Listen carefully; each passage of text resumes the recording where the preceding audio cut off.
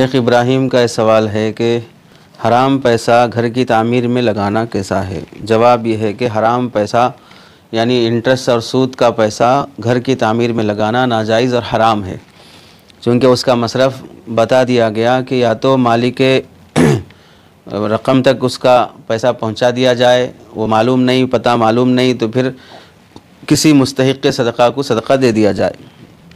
लेकिन अपने घर की तामीर में उस पैसे का इस्तेमाल करना हराम और नाजायज़ है, और अगर कोई कर लेगा तो फिर उतनी रकम जितनी घर की तामीर में इंटरेस्ट की रकम लगाई गई है अपनी असल आमदनी में से निकाल कर इंटरेस्ट की रकम की ही नीयत से बिला नीयत सवाब गरीबों में सदक़ा करना बहर सूरत वाजिब होगा।